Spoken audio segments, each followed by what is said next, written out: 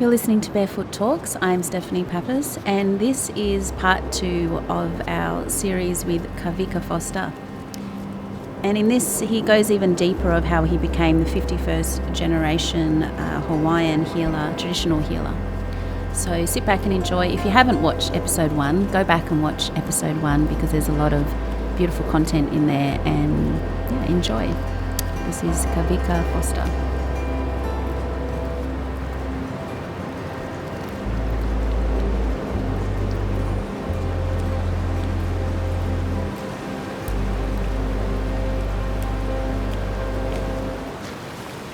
Now he's saying no. Yep. And he's given you all his reasons why. Yep. And then he's telling you, well, you can work on the In the taro taro for you. patches. Patches, Right. yeah. Okay. So we made long weekends to do this, so that I could keep my jobs in town, right? Your 2 jobs. My 2 jobs in Yep. town. So he would come pick me up on a Friday, and I'd stay the weekend, and he'd bring me out Sunday evenings or Monday morning bright and early. And I leapt on the opportunity because I thought, if he's not willing to teach me, at least if I'm in close proximity or rubbing elbows with him, something will rub off, right? So that first week end, we get down to Halawa Valley, and I'm anticipating working and being with him, right? Mm-hmm. But he's nowhere to be found, actually. So I end up working with his brother. Mm-hmm. And hard work, I imagine. Hard work. Actually, okay, let's go all the way in there then. So my dad got me down to Halawa, and we took some fish with us in exchange, as you do for protocol. And Lawrence is nowhere to be found. Now, Lawrence is very Hawaiian looking. And his brother is the same, okay, but more so because he's really a rough character. They're like night and day to each other. Yeah. They're born in the same month on the same day, but a year apart. And this... Same month, same day, a year apart. Yeah. And so this uncle comes out of the taro patches. He's wearing camouflage chaps. He's got on a white shirt that's got all this grass on it, and he's wearing a pair of sunglasses. He's missing teeth, right? And he's got a whippersnipper in one hand, or a weed whacker, as we call them in the States, and a can of beer in the other, and a cigarette. And he's stumbling, he's coming out of these taro patches, and he comes up to me, and he's, barking, who are you? What are you doing here? And so we introduce ourselves, exchange the fish, and then at that time, Lawrence came back around from doing the cultural hike up to the waterfall, which he was managing at that time. And so we all do our brief introductions, and Lawrence and my father are having this conversation, and Harry pulls me aside and he says, "Look, the first thing that you're going to do while you're here is fix this lawnmower." So there's this red, broken down lawnmower. And, right, and I don't know a thing about the mechanics, nothing. So I'm like, okay. And he said to me, everything that you need to fix it is in this toolbox in the storage shed. So I make my way over to the toolbox, and I'm looking in there, and I don't know what the hell I'm doing.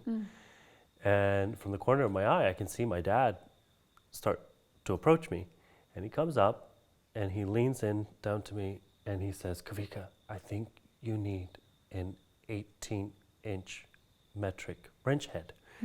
And I said, "Dad, you can't do this to me right now. Like, I gotta do this on my own. I gotta do this." And he said, "Okay, fine." Put his hands up and left, departed and left.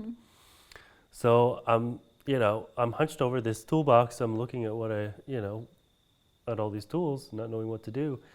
And then Harry comes up to me and he says, "This is how you're going to find what you need." And he picks up the whole toolbox, walks me over to the lawnmower, tips the entirety of the toolbox out, all of its contents out onto the ground, sits down and starts fitting one wrench to the piece that's needed at a time, and then throwing it He said, that's how you're going to find what you need. I said, okay. Oh, anyway, that was just the I mean, beginning. it's a bit of a metaphor there. It was. So that was just the beginning. And that first weekend was a whole bunch of those sorts of experiences, working alongside him and while Lawrence was doing the cultural hike. I want to say it's like Karate Kid, wax on, It wax was, off. it was a bit. And then of course, they would grill me when we did find times to be in the taro patches. All three of us, they would both be grilling me from one side to the next and up and down about who I was and what I was doing here. And, but so that first weekend came to a close, and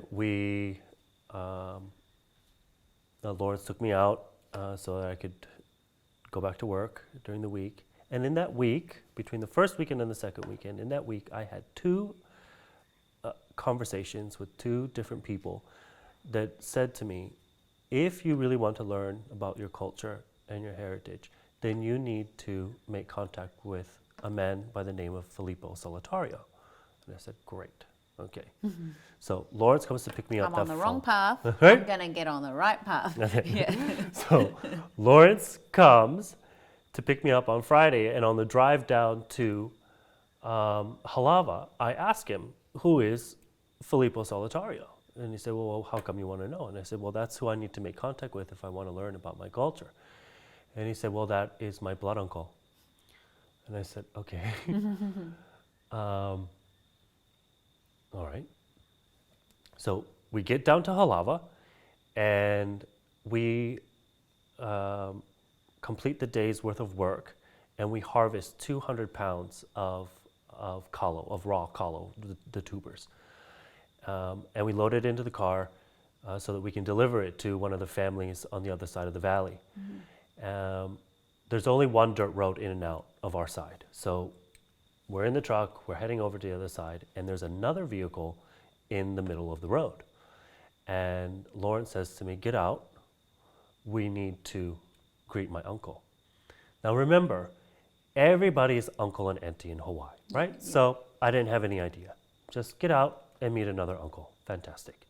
So get out of the car, make our way to this stone stairway down from this house, and sure enough, who's coming down the stairs? It was the old man in the cafe that I had that experience with. And it turns out to be his blood uncle and his teacher. And at that time, again, for 43 years of his life. So I'm stunned. The one that had a lot of students that hadn't fulfilled their commitment. That's right. Right. Yep. So I'm completely stunned. Yeah. And I don't know what to say, and I don't say anything. We make eye contact with each other. And again, he doesn't say one word to me, but he makes his way straight to Lawrence, and then they start having a conversation with each other entirely in Hawaiian, right? Now, I don't understand a lick of Hawaiian, wasn't raised in the islands, don't know my own language, kind of thing, right? So, but I could tell that in the conversation, Lawrence began to get upset. And when he became upset, he switched from Hawaiian to English and then excused himself from the conversation with his uncle and instructs me to get back into the car. So we get back into the car to go deliver that taro to the other side, and he's fuming, right? I could feel him just energetically, yeah, fuming, pissed off actually. And so I'm sitting there, trying to just keep calm. And he says, do you know what my uncle said to me? And I said, no. He said, my uncle has told me to hanai you. Hanai, literally translated today into English, means to adopt, right? In the ancestral essence of the word, however, it's to bring into the family. And when that happens, flesh and blood and bone no longer matter. You are now considered a part of the family. And in his way, what Filippo was telling Lawrence is that it was his time to teach, and that I was the one he was going to teach. And this is what was making him so upset. Because the dynamic between a teacher and a student regardless of family relationship, is there is no debate, right? And him, Uncle Filippo, being the elder, and the primary Kumu, the teacher, there most definitely is no argument.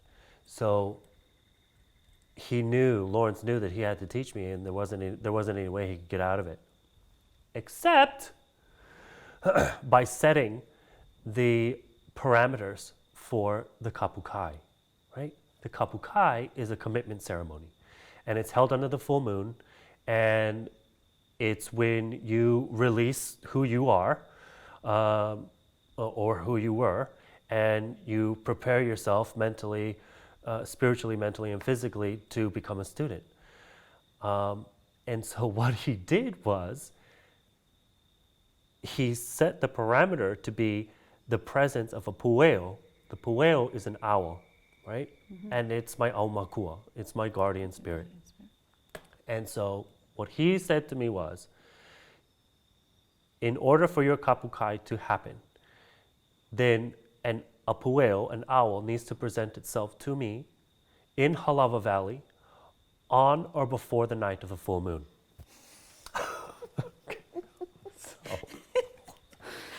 And by the way, I haven't seen an owl in Halawa Valley for over 35 years.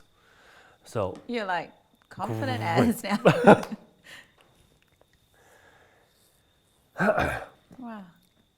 And the reason that he was doing that was because, one, he still didn't want to teach. Yeah. And two, was that it would be the only way for him to get out of having to teach is if the ancestors didn't want it, right? Mm-hmm. So the ancestors have to provide the ha'ailona, the sign, right? The sign that he stipulated to be the pueo in Halawa. It wasn't enough that the elder was telling him. He found now, well, I want proof by the ancestors and I want the owl to come in. That's right. Okay. So. He's stubborn. Huh? He was stubborn. Absolutely. Am I allowed to say that? Yeah, you can. Absolutely. He is a very stubborn man. Very headstrong. Huh?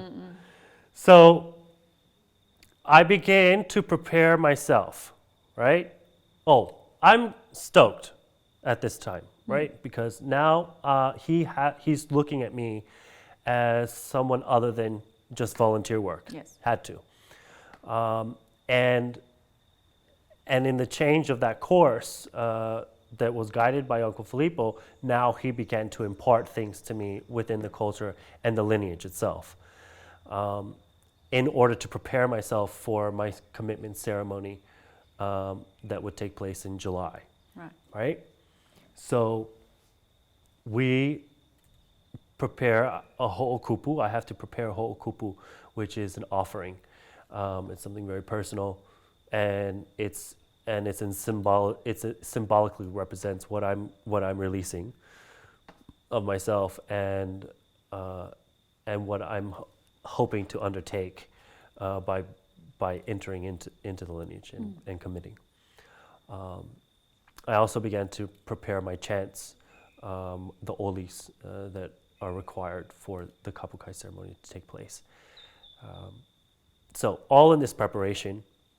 But all knowing it wouldn't go ahead without the owl turning up. Without the owl, that's right. So we get all the way, to the night of the full moon in July.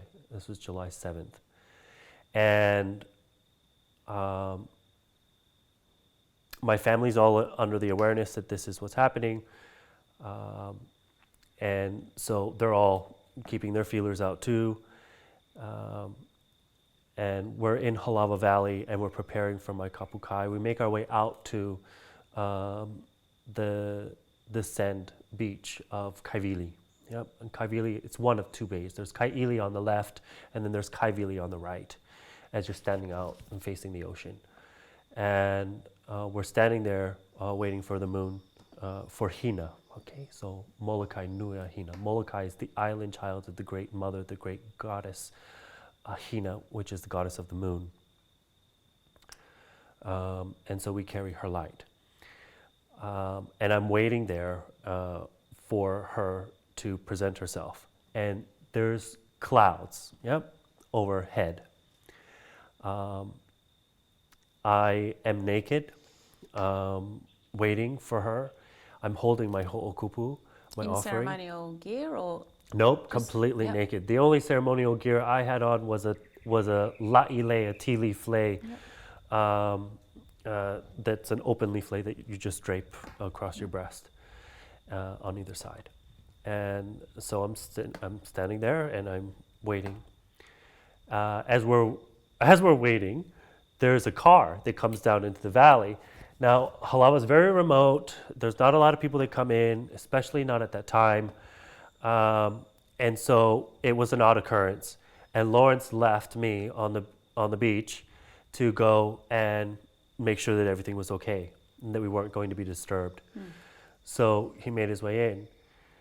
And as I'm standing there waiting, it starts to rain. And so I get cold and I end up crouching down and holding my ho'okupu and shivering.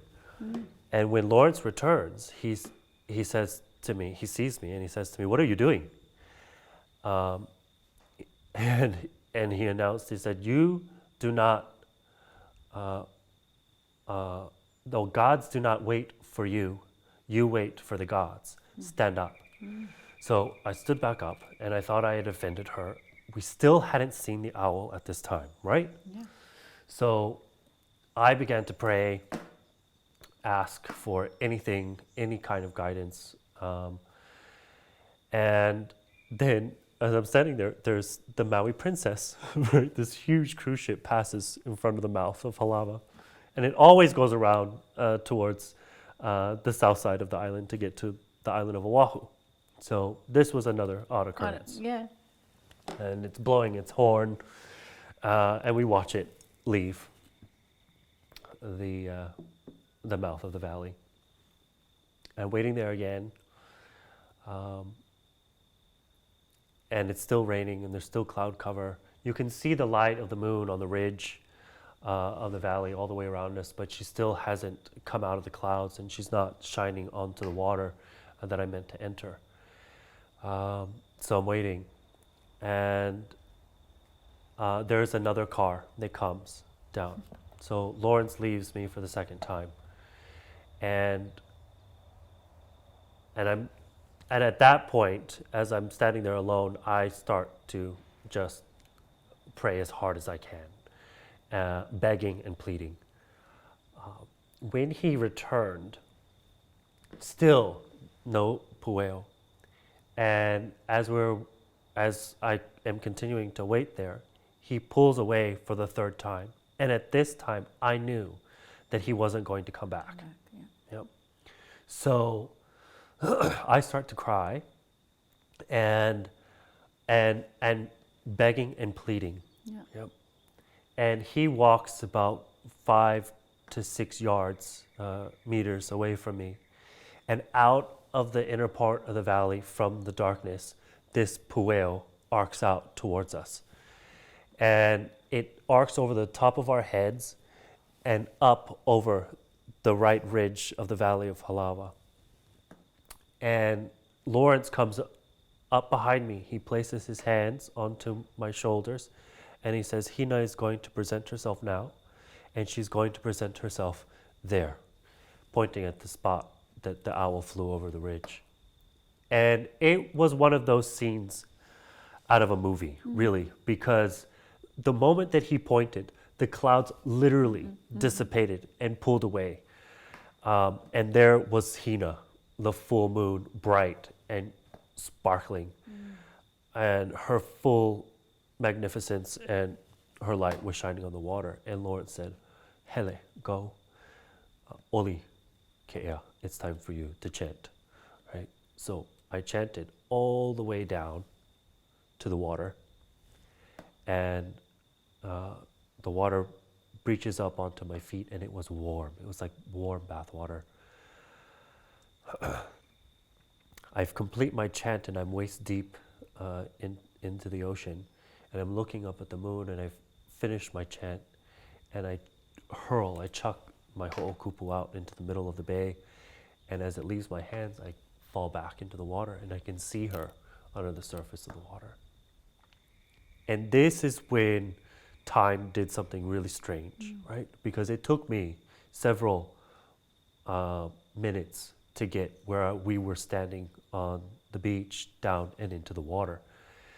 And I was only what felt like I was under the water for only minutes, right? Seconds.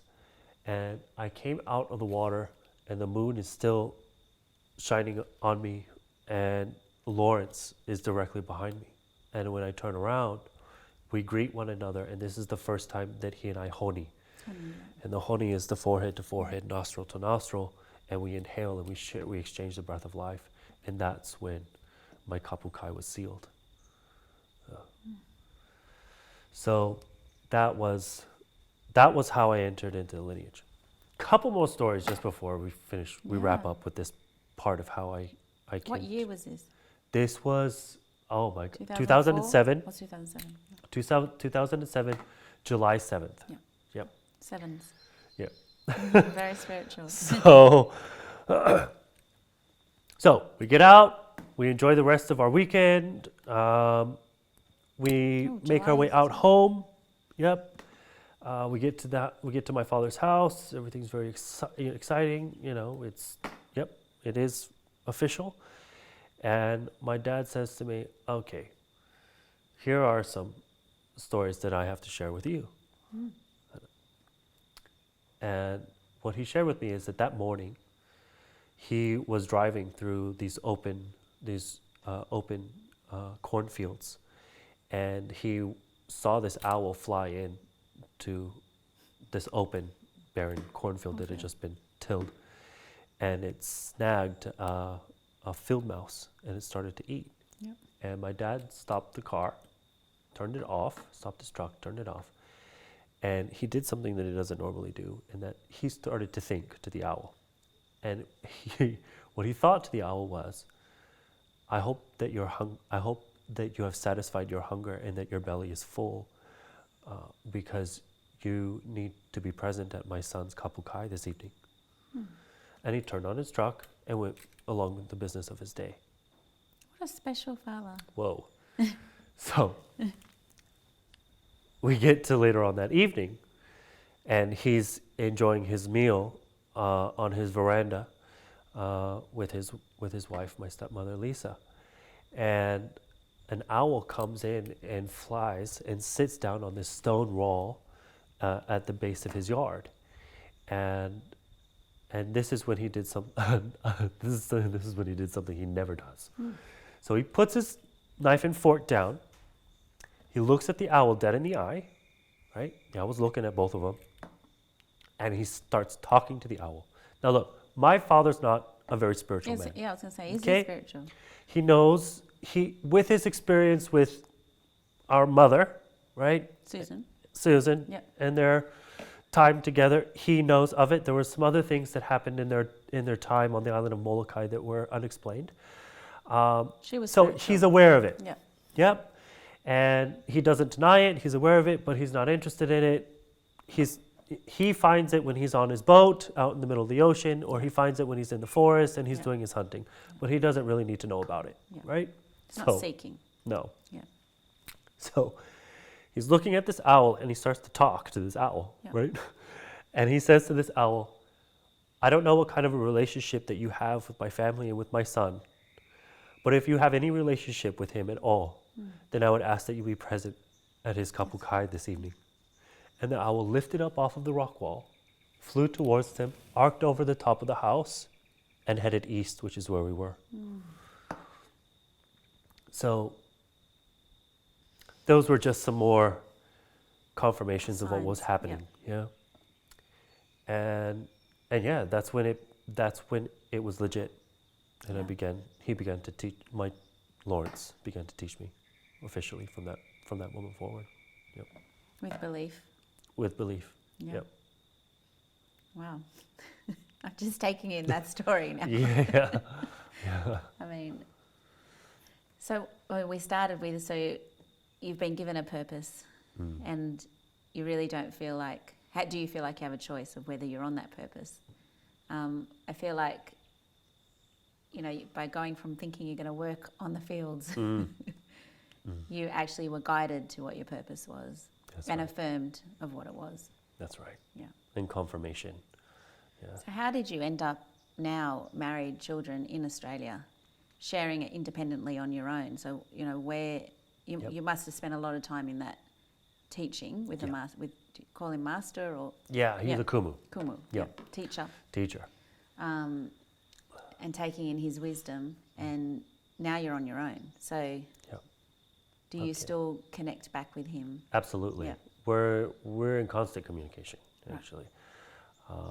I studied with him. I moved. So after my kapukai, I moved into the Valley of Halawa to live and breathe with him. And I did that for 7 years. Single, no interest in relationships and... No. Yep. Totally. Just committed to the... Yep, absolutely. Didn't go back to finish my university in Hawaii. Just totally made the change in my life to live and be there full time. Yep. And so I studied with him for 7 years, full time. 7 again. Yeah, exactly. So it was in 2010, however, that we got an invitation to begin to share the knowledge and wisdom outside of the island of Molokai, here in Australia. And we took it. So... In Sydney? Well, we went out to Melbourne. Right. Yep. And... So you came along with him as a student? Absolutely. And he ran the event? Yeah. And so that's really how the relationship with Australia began. Yeah. Okay. And then we would return once a year since. And he gave 3 years of his life to traveling abroad and to sharing. Okay. And he said at the beginning in 2010, I will give 3 years of my life to this, but then I'm going to return to Molokai and I'm not going to come off. I'm done. It's your job. Yeah. And if you want to continue it, exactly, you can. And it'll be your responsibility to take it Your response where it goes. to your ability. Yeah. So, good. That happened. And then it branched out. I go to Europe to share the Hawaiian culture, the teachings, the traditions, and have maintained a relationship with Australia. And it was through one of the workshops that I was offering in Byron Bay that I met Jessica, my wife. Yeah. Yep. Okay. So she came to dance the hula, the traditional dance of our people, and that's actually how we connection? met. Yeah. Across the room. That's right. Yeah. So. Beautiful. And this was 4 years ago. Yep. Yeah. So then you knew it's time to stay in Australia. Yep. Totally. Well, let's just rewind to the meeting between you and myself. Okay. So I think it's interesting to explain that, to help explain the work you do. Yep. So I felt, you stepped into a venue that I was running in Bondi, One Space HQ, Yep. and I was not on my highest vibration that day, probably be correct. I was a bit disillusioned by the path that I was led to be on with, similar coincidences that I was wanting to be on fashion, and then I was led to this path. And I was frustrated with the universe of why was I in that path, on that path. And I remembered the energy between us when we met. Me too. We didn't really have to speak. No. There was an understanding. Yeah. And from then I remember that you had offered me to come and sit with you in a personal appointment or seating. Ho'oponopono. Ho'oponopono. Yeah. And I was resistant at first. And then your assistant said that you've been offered, say yes. Yeah. It's not something he offers. And so I trusted that, and the voice inside me said yes. Great. And we're not going to go into my story in this interview, but literally it took me on a path that I never imagined I would have gone. And it's all thanks to you. So coming back in that kind of appointment, how do you feel to hold the space and to guide someone like you did in that appointment. Okay. I don't know how deep we go into, but how does that all, Okay, so first and foremost, Ho'oponopono is a cultural practice of making things right. In its simplest terms, the word itself translated means to make right. And it's a means of forgiving and bringing ourselves through forgiveness into alignment once again. To wholeness. Unto wholeness, And so that we can continue to move in the direction of our lives with this clarity and with this alignment. Of mind, spirit, mind, and body. Yep. So when Lawrence began to train me in Ho'oponopono, it was in Halawa, and people would come they would find him, particularly, him and Uncle Filippo, and they would come and they would spend time with us in Halawa. And many a times what would happen is we would move into those sorts of that kind of cultural work with individuals, because they would come into an awareness about the significance of their presence in Halawa Valley in the first place, right? So it would just naturally move in that direction. But that's how I started to learn this process of Ho'oponopono, and it took me years to master it. It's a big space to hold. Yes, and it's a huge responsibility. Because we're dealing with people's lives, right? That's what I want to do. Well, unfortunately, what we find a lot happening today with other newer modalities of healing and spiritual practices is that they're really missing some key foundational understandings from a cultural perspective. From a traditional perspective. So in moving into Ho'oponopono, that's one of the first things that that I learned was the responsibility that we have, and the very clear understanding that what we're dealing with are people's spirits. It is their minds, and it is their bodies, their lives. And because of this significance, the responsibility is 100-fold, right? You don't want to give the wrong guidance. No. No. I mean, during our meeting, we were both in tears, and it was 4 hours long. That's right. So, and I know you were guided to, or is it guidance that led you to say what you're saying? Absolutely. From the ancestors that are my ancestors and your ancestors? Yes. Okay. Our collective ancestors. And that understanding comes from a very old teaching, which is ohana, which is that we are all family. Yes. So it doesn't matter how far down the line we need to go, but we will come to a place where we discover that we are related and we are family. And so our ancestors are amicable in the space because we've come to that place where we are family. That's right. Right. So it's not like we're sitting there with two different ancestors from two different cultures, no, arguing in the background of how no. that we come to have this union of ancestors. Absolutely. Okay. Yeah. One big happy family.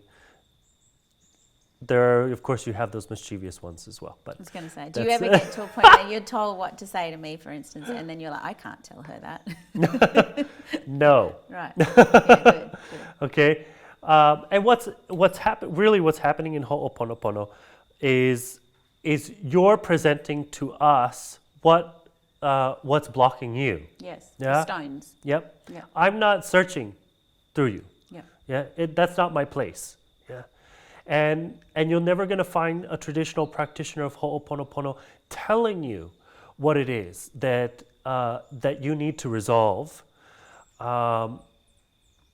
or that you need to release, for example, in the setting. No, that's a really interesting point, because it's not like sitting with a medium or a clairvoyant and going, what do I need to do? That's not what happened in our appointment. Absolutely not. Yeah. No.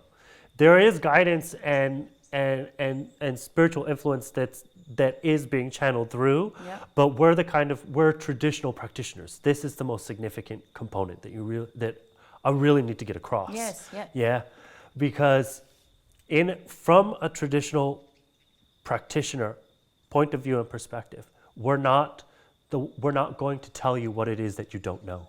Right. Yeah. So when people come to us and they say things like, "Oh, I really want to move forward in my life, but I don't know why I can't, or I don't know what's keeping me or what's preventing me from moving in that direction," Yep. we're not going to tell that person what it is that they don't know. Yeah. It's really important for us that you come to a place where you're able to know for yourself rather than us telling you. Yeah. And that's one of the biggest differences between cultural practitioners and a lot of Spiritual. nowadays spiritual, modern therapeutic practices.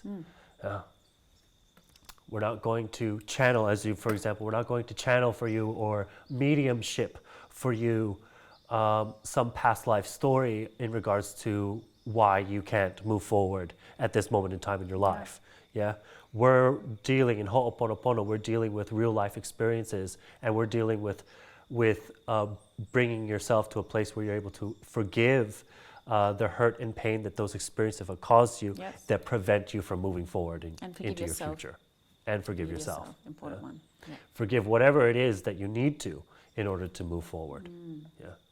So that you can let go of whatever it is that you need to let go of. And that's what happens. This alignment that we speak of, for example, we wear it. This is the representation of this alignment that we speak of. So the diamond is man's known universe. The wings, or the extension, that's what lies outside of man's known universe. The dot in its center is earth and everything on earth. It's you, it's me, it's the wind, it's the trees, it's the bird in the trees, it's everything. And this line here that connects the dot out to the perimeter of the diamond is what our ancestors called Aka. And Aka is an invisible or translucent line of communication that we have to everything in this universe, seen and unseen, known and unknown. This invisible line of communication runs through the entirety of our body, and we create quadrillions of these Aka cords within our lifetime. We're creating them now, me and you, looking at each other. Yes. My voice, your voice to my ears, your ears. These are Aka cords. When we touch each other, right, we create another Aka cord between us. And this is how knowledge and wisdom transfers from one source to the next. What happens in our lives sometimes through our experiences is we pick up what our ancestors called pohakus, which are stones. Yeah. And every time that we pick up a pohaku, we place it into this connection that we have. And when we have a stone that's in our connection, that rests in our Aka cord, the energy power that we ask for through our prayers cannot go up. And the energy power that our ancestors, that our guardians, and that the higher power could send down to us cannot come down. We can't receive it. Can't receive it. Yeah. Can't send it, can't receive it. Right? Such an important point. Until you remove the stone. Right. And then the path, that alignment of your spirit, your mind, and your body is where it needs to be. And then that alignment can take place, and your connection is free and clear for that energy power to flow through. Yeah. So in Ho'oponopono, we're clearing out that connection. In Ho'oponopono, there's also a story of the bowl of light. And this story is a story that's passed down throughout our lineage, and it's extremely significant in this process of Ho'oponopono. And what this story shares with us is that when we're born with a perfect bowl of light. And this light allows us to do all things in the universe. Fly with the birds, speak to the wind and to the trees, everything. Yep. Swim with the fish, all things. Be at one. Be at one and be in alignment. That light allows us to do everything, right? Okay. So as we progress in life through our experiences, we pick up pohakus, stones. And every time we pick up a stone and we put it into our bowl of light, the light will dim, because light and stone cannot hold the same space. And we can come to a place in our lives where we have picked up so many stones and placed it into our bowl that our light no longer shines. And it is said that we ourselves become stone. However, our ancestors foretell to us at this point in the story that if we should tire of carrying the stones within our bowl, we simply have to huli. We have to turn the bowl upside down and dump the stones out. Yeah? In ho'oponopono, we're taking your bowl of light, we're turning it upside down, and we're dumping all those stones out. Oh, I love it. Yeah. And the stones are real life experiences. Yeah, they're not make believe. And again, it's not something that I'm going to channel for you. Yeah. You're going to bring them forward. Yeah, you're going to bring them forward by sharing your experiences in life, and they're real legitimate stones. It's the anger, it's fear, resentment, it's abandonment. hate. Yeah. The list goes on and on, right? So those stones come from those sorts of experiences that we have, and those experiences come from the relationships that we have in our life, right? The relationship that we have to our mother, the relationship that we have to our father, to our grandparents, to our brothers, to our sisters, to everyone, actually, right? Because again, we're all family. So it's in the relationships that we have and the experiences that we have within those relationships. That's where we gather those stones. So in ho'oponopono, we are moving to remove, we're moving in to remove those stones and to make sure that they're gone. Yeah. Do you find in your path that the stones still come back? No. Okay. Okay. Interesting. Yeah. This is okay, and this is a very, because you're interacting in a relationship. Absolutely. You have children. Look. Yeah. Excuse me. In ho'oponopono, when you move through forgiveness and with a particular stone of anger, that stone no longer exists. Yeah? You forgive and you forget. Yeah? In a traditional perspective, to say that you forgive but you do not forget means that you do not forgive at all. Yeah. So what happens is you have to do whatever it is that you need to do to truly forgive that stone of anger. And when that stone is forgiven, it ceases to exist. And you forget about it. Yeah. To bring up that stone again in your future, to speak about it, for example, means that you've not forgiven it. So there are rules to ho'oponopono that need to be set in place. And that's one of the rules. You're never meant to speak of those stones ever again. Okay. Because there's nothing to speak about. Yeah? It's done. It's finished. It's pau. It's over. Yeah. So once you're done with ho'oponopono, and here now I'm going to get back to where you were going, right? Once you get done with ho'oponopono and all those stones are dealt with and released, as you move into your future and you happen to get angry again, well, that's a totally different stone of anger. Okay. Yeah? And it doesn't trace its lineage back to the stone of anger that you would have released within ho'oponopono. Yeah? You're healing those relationships. You're making those relationships whole once again. Yes. Yeah? And moving forward. Yeah? What it means is you create space in your bowl of light to go pick up new stones. And then you have to do that. And then you have to do ho'oponopono again. But it's not as heavy. But it's it's not as heavy, and it's very important to make the note that it's not the same stone of anger. Yes, it's a new experience. It's a new one, and it's from a new experience. Okay. Yeah.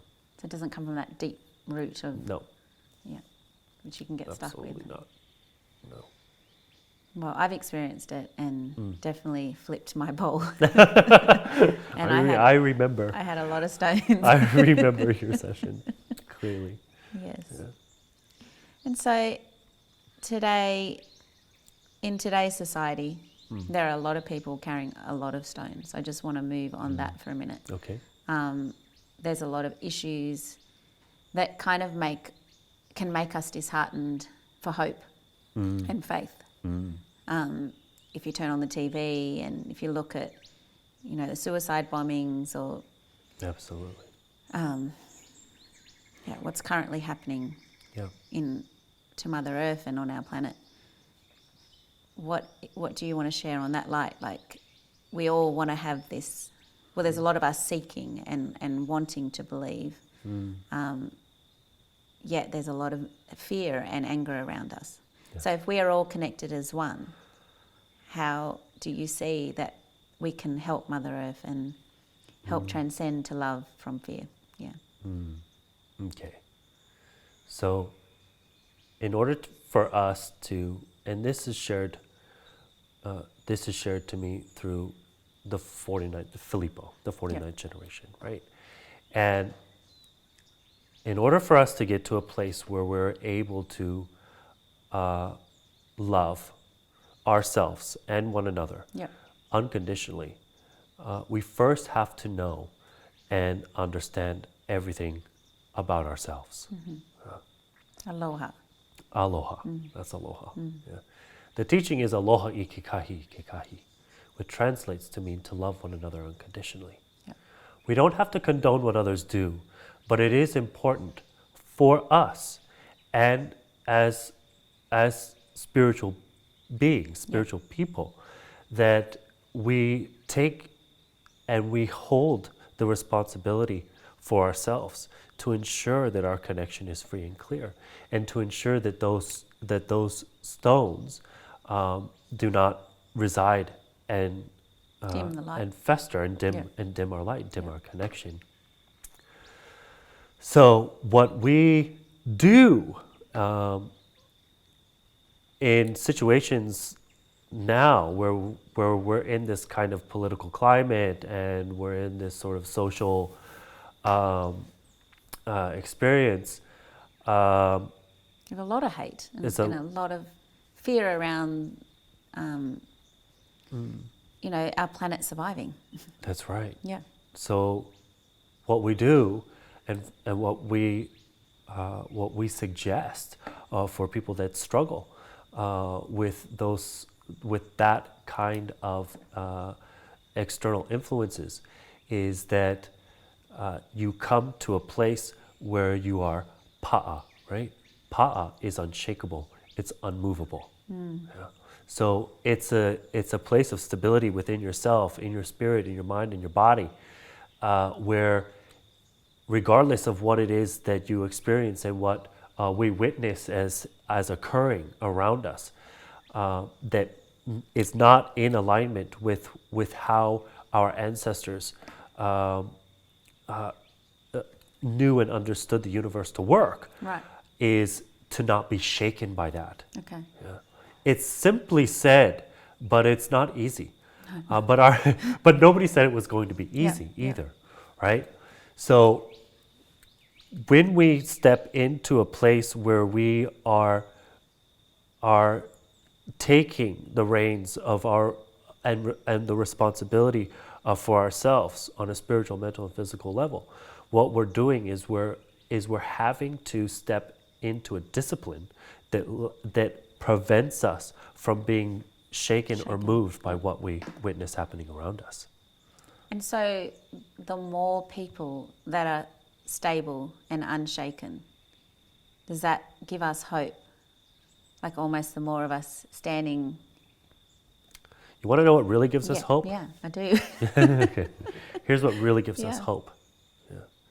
What really gives us hope is knowing that it was happening back then. Okay. It's happening right now in the present. Yeah. And it's going to happen in the future. Okay.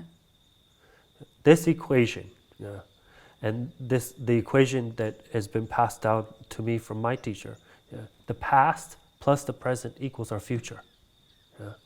We were hurting each other in the past. Okay. Yeah. A lot of what we're experiencing is not new. It may be new because the context is different, because the time is now. But we were going to war with each other in the past. This battle, this struggle is not new. Yeah. So we have to know and become secure in our knowing that it was happening back then, it's happening right now, and it's going to continue to happen in the future. But what we can do as spiritual beings is hold on to the responsibility that we carry for ourselves in the present. Yeah. And to make the decision of whether we're going to be the kind of people that put one another down or extend a helping hand. And in this, by understanding this kind that kind of an equation, hope can arise and can step forward. Because what we're able to do as spiritual people is to put ourselves into a position and into a place where we know what to do when those sorts of experiences come across our path. And whether they're coming across our path through a television screen, and there's an emotional, there's a mental, and there's a physical, and therefore a spiritual effect of having to witness it through a screen. The simplicity of the knowledge and the spirituality is still the same. Okay. We cannot allow those sorts of things to affect us and to lead us into a direction that we don't want to be going. Which is almost with the being magnified onto us through all the different mediums. It's wanting humanity to be led to a place, right? Look, here's another thing. Yeah. One of the three major stones that we carry, all of us as human beings. Yeah. This is another teaching from my that we carry from my religion, sex, and politics. Those are the three major stones that all of us carry as human beings. Yeah. They shape the parameters of what our experiences are like. And not spirituality, religion, sex, and politics. Absolutely. And these are all stones we have to remove. That's correct. So you're saying we can't have sex? No. I like having sex. I just want to know. No. Do I have to remove that stone? From a traditional cultural perspective, we should be having as much sex as we can. Thank you. And with as many people as we need to. Yeah. Okay. I don't know why I said amen. That was it's all good. But what happened? Okay, good. So sorry. Yes. The stone of sex comes into play when we say things, for example, like sex between two men is not right. Right. Or sex between two women is not right. If we say that. If we say that. It creates the stone. It creates the stone. Right. It creates the layer of separation between us. Mm-hmm. Yeah. Religion many a times sets those boundaries up for us. You're not Orthodox, so we are separate. You know, that in that context, And then of course politics is all about manipulation and creating boundaries from us from a government and from a political perspective, right? So, but these three stones, we're taught these stones, right, from our birth.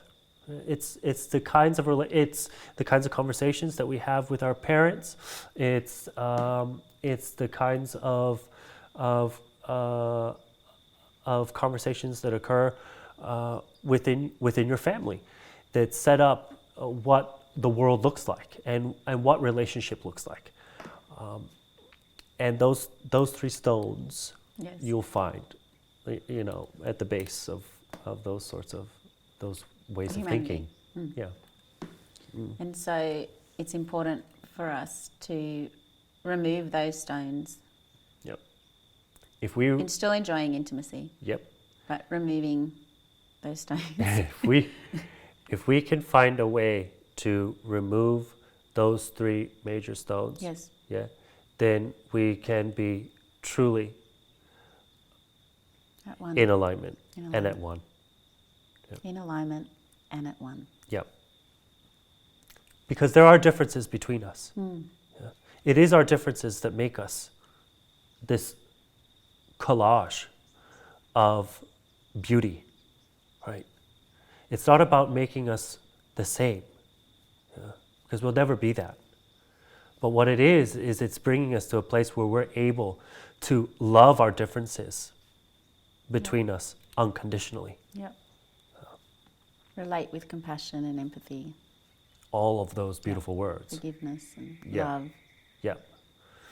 Connection. Yep. All those yummy stones.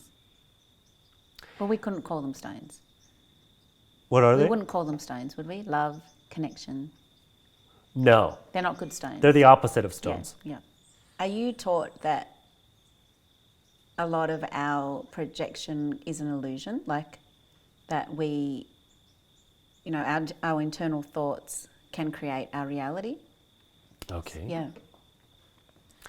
Yes. Yes. Okay.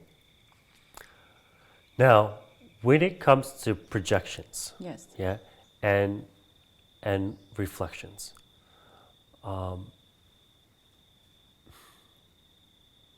So people that we Yeah, go people that we would attract into our life, could they continue to bring up issues that we have not removed those stones yet, so that we become aware of what other wounds are there for us to be complete and whole, and for the light to get in?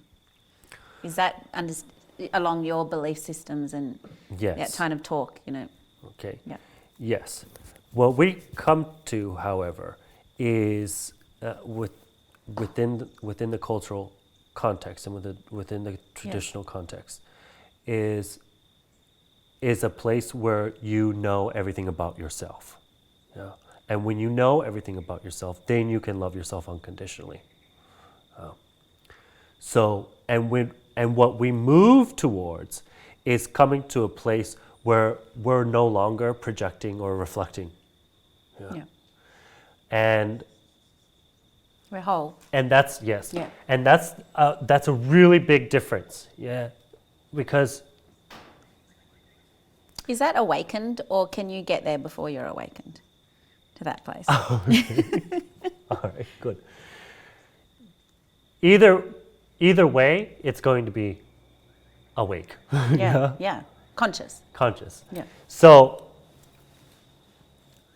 what we need to do, and what we find ourselves having to do, is do the work internally first. Yes. To ensure that we're not attracting those sorts of relationships, actually.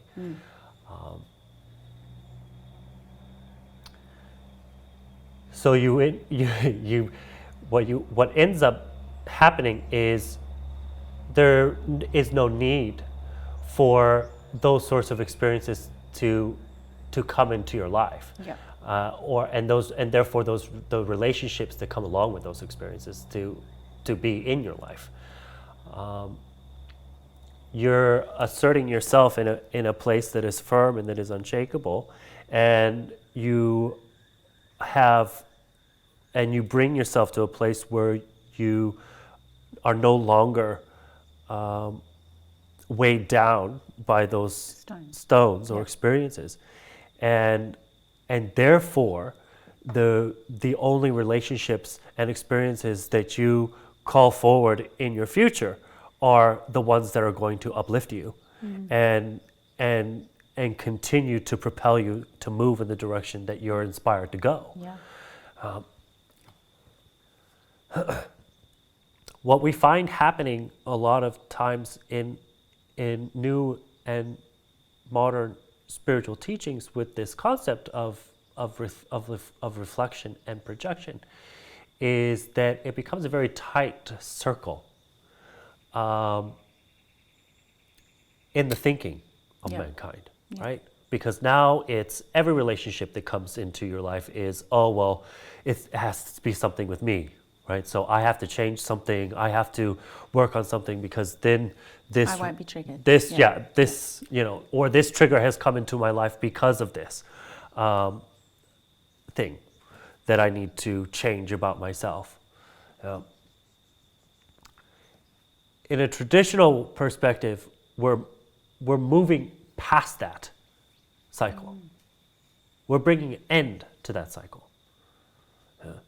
So that okay, if you want to move in this perspective of projection and reflection, well, I'm fabulous. So project that and then reflect that back to me. You get what I mean? Yeah. So it doesn't, we move away from it being a Negative projection. projection. Yeah, and a lot of times what we find happening is people get stuck in that negative cycle of projection and reflection. Sure, I have. Yeah. I So understand. we get people out of it. Right. Yeah. If it's happened and it's occurring, good. Forgive it, let it go, and move on. Yeah. Yeah. So that you can get back Back to alignment. to alignment, and you can get back to that clarity. And then the only thing that gets into your life experience and into your life in the future is in alignment and is in clarity. I love it. Yeah. Period. End. Those people no longer are in your life. I mean, that's what we experienced meeting, was removing toxic people and experiences. Is that often what you find is helpful? Absolutely. Yeah. Yep. And just moving. And what we find, the other thing that we find is that as people continue to move along a spiritual path and really begin to work on themselves and what it is that they're responsible for truly, then those people that they find in their lives that are not in alignment with that end up disappearing. Yeah. Because there's no room for them anymore. That's what happened in my life. And there's nothing, there's no stone for them to latch onto. Yeah. So they may try, yeah, particularly at the beginning of spiritual growth. Yep. Yeah.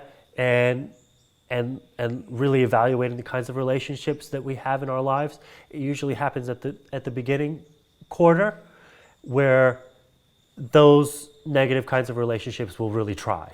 Yep. Yeah, because they don't want to see you change. Yes. Yeah, and they're comfortable with you being comfortable in that ugliness. Pain and so suffering. Yeah. it's like, so what happens when That's people true. really start moving in that direction is those relationships fall away, and there's usually a period of struggle because those relationships can't understand why those sorts of changes are happening. Yeah.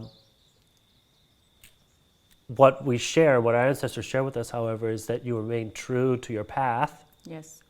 Yeah, so that those sorts of that sort of action or behavior doesn't prevent you from moving in the direction that you need to go.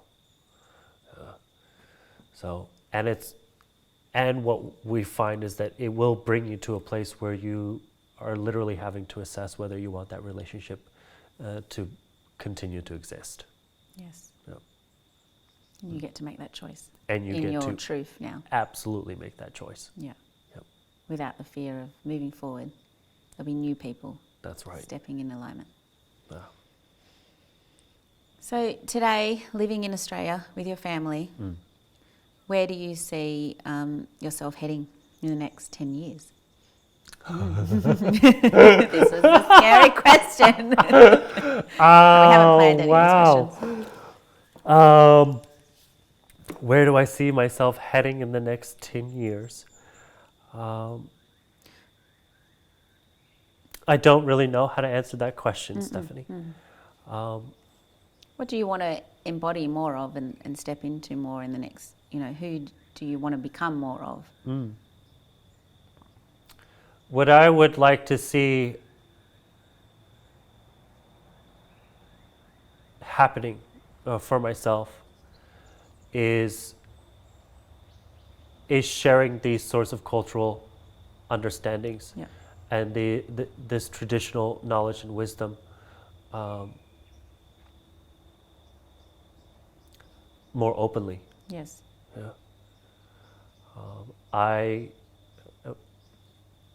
I see a lot, and we hear a lot of misunderstood knowledge and practice of healing. Yes. You know? And I would like to see that changes, and that a traditional method of healing and spiritual practice really holds for us the foundations that we need to move in another direction. Yes. Yeah. And so that's where I see myself more going. teachings. Yeah. I don't mean this question in any disrespect, but you're here teaching Hawaiian culture in Australia. Yep. How do you feel with the Indigenous culture, and that we are not actually being taught Indigenous culture at the, it's not something very accessible to us at school, or so. You're now teaching Hawaiian culture. Do you find that it relates to the culture of the Indigenous lineage as well? Yeah. Okay, great. Yeah. All right. First off, all of us are Indigenous somewhere down the line. Yeah. And so what happens is, from an Indigenous perspective, when we're sharing our culture and our heritage, what we discover is, at its core, at its center, it's the same. Yes. Yeah. And it's respectful. Yeah. And there is, and when that respect is demonstrated, there can be a sharing on an Indigenous level where you can reach those places of the familiar. And we can acknowledge one another as individuals and different in the context of what we're sharing. But on an Indigenous level, the understanding is that it's the same. So the interaction with the Indigenous cultures here in Australia is exactly that. There's an understanding of protocol. Protocol being asking permission to be here. Yeah. There is an understanding of what it means to have a relationship with nature. Yeah. Yeah. That's not nature in an Indigenous perspective. That's part of our family. The tree is the family. The wind is family. The animals are family. The land itself, what you call country in this country, the land, it's part of our family. Yeah. And all of those all of that understanding, and much, much more on an Indigenous level, is understood very clearly. Beautifully said. Yeah. Yeah. I just felt we needed to say We that. know one another. Yeah. Yeah. Indigenous people and Indigenous thinkers, we know one another. Yeah. When this kind of teaching was coming up for me in my particular lineage, my Lawrence, right, said to me, the circle of true traditional cultural practitioners is this big. And we can all come together in that circle, stand across from one another, and know one another. Because in the foundation, in the very, very roots of Indigenous cultural heritage, those foundations are the same. Yeah. And there's only a small group of people that really understand that foundation. That's correct. Yeah. Yep. And do you think it's time that they all come together, or are they doing that? We are together. Okay. Yeah. We are together. We're just doing it in our own ways. Okay.